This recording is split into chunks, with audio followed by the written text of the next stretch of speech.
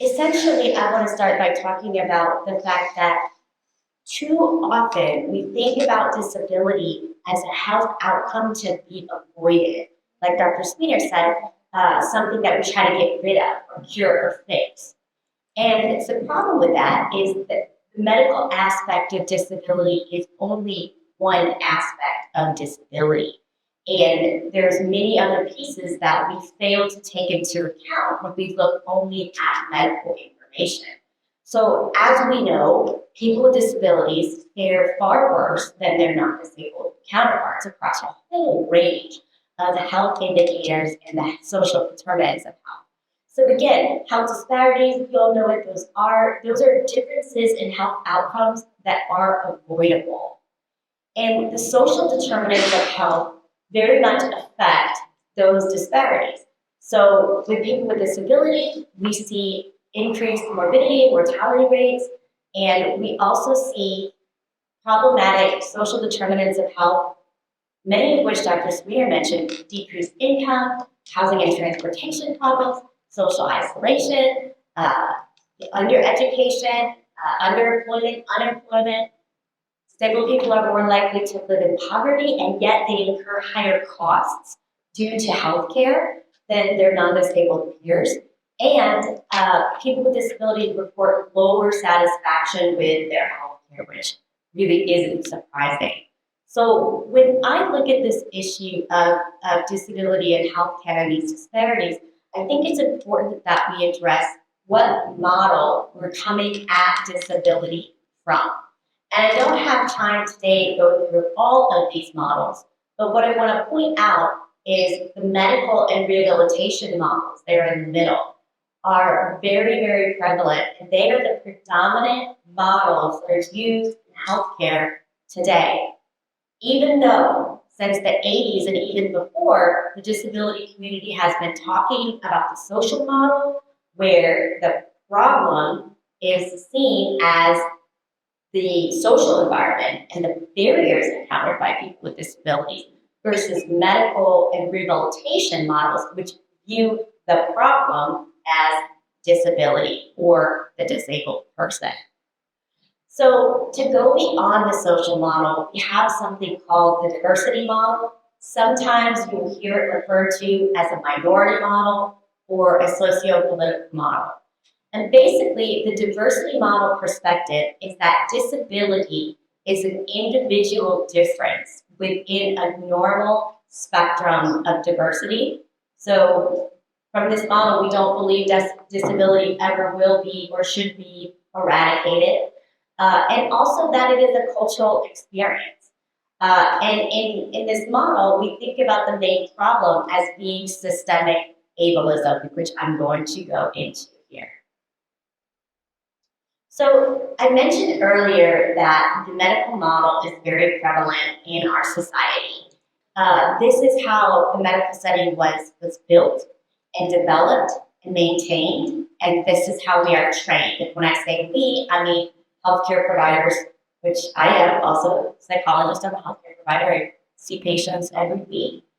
The problem here is that the medical model is often directly at odds with how people in the disability community understand the meaning of our own lives, like Dr. Sweeter said, the quality of our lives, and how we make sense of disability. So we know that medical experts have this very inaccurate perception of the quality of life of disabled people, and they will systematically rate quality of life for people with disabilities as lower than even the average non-disabled person. So we know that providers are harboring these fixed and fundamentally flawed assumptions about disability. And it becomes even more difficult because in this medical model, those of us who are healthcare providers are elevated to this expert status. And so when we're in that position, we are less likely to call into question our own biases and our own assumptions. And the issue there is that those same assumptions are continuously reinforced by this medical model in which we train, in which we operate. So again, knowing that disability is more than just medical information, we're really missing a lot of pieces to explain the health experience and predict health outcomes for people with disabilities. So first, I want to start from the patient perspective. So when we look at research asking about what is it like for someone with a disability to get health care, and as a person with a disability myself, I could talk for an hour at least with my own stories, and I know many of you in this room have your stories too. But when we look at data, it tells us that disabled adults are more likely to have had at least one clinical encounter with a healthcare provider where they did not perceive that they were listened to carefully. Things were not explained in a way that they could understand. They did not feel like the clinician showed respect for what they had to say, nor did they spend enough time listening to them. And then we have Lisa Ianezzi's work, which Dr. Swinger already went over, so I won't get into that. But again, it emphasizes that it's not just the patients that are unhappy with the situation. The providers, too, feel very uncomfortable, feel very ill-equipped to serve this population. And so we can see from these data that there is a lot of bias operating here. Another thing I want to mention is the distrust of the medical institution. Healthcare has been at the helm of a very dark history concerning disability in terms of some of the things that have been done in medicine, kind of making disability into a spectacle, right? Like, I'm not the only one, I'm sure, in this room that's been in the exam room and had like 5 residents in there, like, can they sit in and look and watch? Like, you're on exhibit. Speaking of the zoo, like Dr. Swinger mentioned earlier, but also as a tragedy, as something to be pitied or balked at. And so as a result, the disability community has this high level of mistrust of the medical establishment, and because the historically pathological understanding of disability, which again is not always congruent with the way that the disability community experiences our own lives. So we're starting to hear some language that is consistent with the language that we hear from other marginalized or minoritized groups, and even referring to medicine as the medical industrial complex. Again, emphasizing that medicine and medical education is deeply implicated in ableism and, of course, other forms of oppression. So my area where I feel like I have the best expertise is in these attitudes that make up ableism. So we know broadly what ableism is, but I just want to highlight that it's a system of prejudice and discrimination that devalues and excludes people with disabilities. So some other terms you will hear around ableism are stigma, prejudicial attitude, discriminatory behavior, and I always make a very point to say harmful attitudes, because these attitudes are not always hateful, but ableist attitudes are harmful. And ableism is also analogous to some other isms that are also equally as important, such as racism and sexism and so on.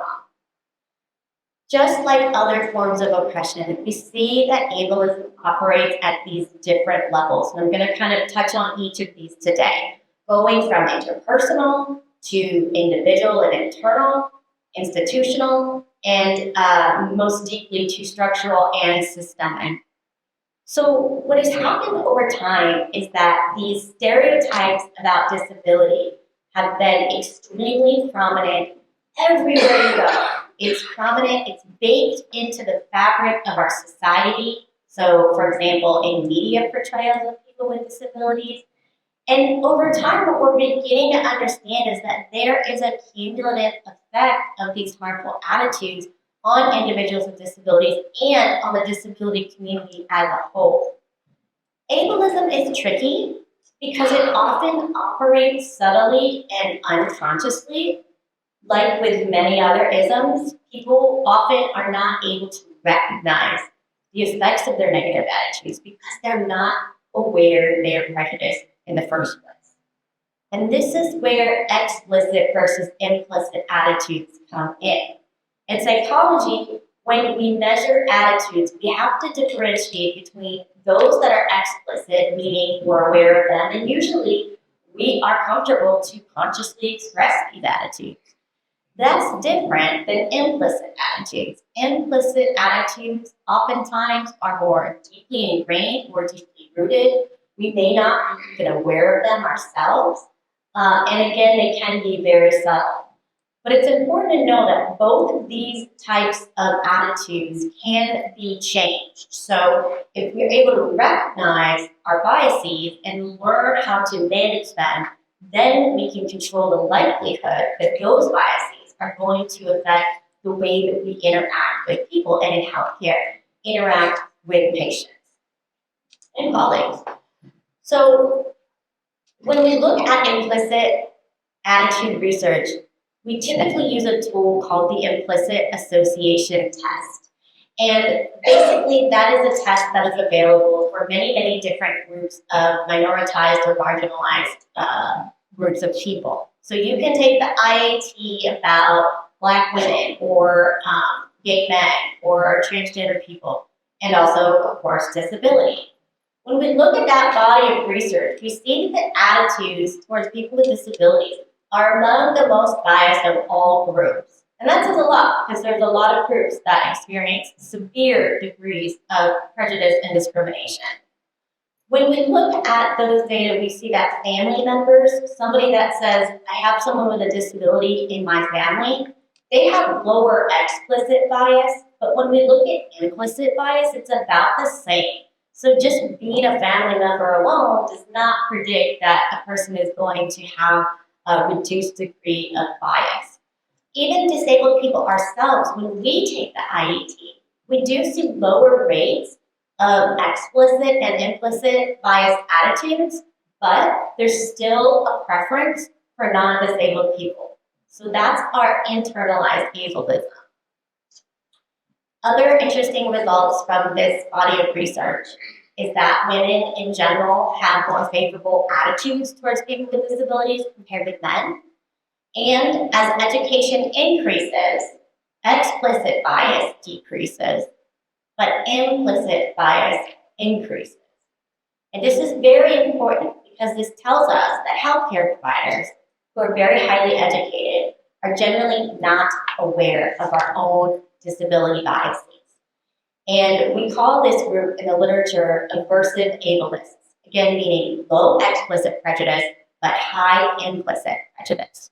So some colleagues did a great study in 2020 where they measured implicit and explicit biases of healthcare providers, and they classified them into 4 different quadrants: high or low explicit, high or low implicit biases. And you can see that a full 60% of the healthcare providers in this study fell into that aversive ableist category, while only 28% fell into the truly low prejudice category, which would be both low explicit and low implicit biases. So every time I talk about this, I find it's very important to talk about the hierarchy that is underlying this issue. Within disability, some disability types are more stigmatized than others. So I don't have a great deal of time to get into this, but in general, it's important to understand that, in particular, people with intellectual and psychiatric disabilities are among the most marginalized. It's also important to understand that there are big differences within groups. So somebody with a physical disability could experience a high degree or a low degree of stigma, but in general, physical disabilities elicit the least degree of stigma. When we think about social proximity, that is how close you are to the disability, there's a couple of things that are really interesting. One is that, what I mentioned earlier, there are certain relationships that have a neutral effect. So this would be like being a peer, coworker, having minimal contact with people with disabilities. And there are others that would have a negative effect. So when we do studies and we look at, okay, how about being a partner romantically or sexually with someone with a disability? This elicits very negative reactions, as does a history of having negative contact with a disability community. But if you take anything away, I want you to take away what is the relationship type that is associated with lower bias and more positive, constructive, healthy attitudes. And the key word here is power. When someone with a disability is in a position of power, they're your doctor, they're your professor, they're your teacher, there is a relationship where we see people exposed to people with disabilities in power have better attitudes. And so that's why we need to see so many more people with disabilities in positions of power. Okay. I also want to mention, because I said earlier that not all attitudes are hateful, but they can still be harmful.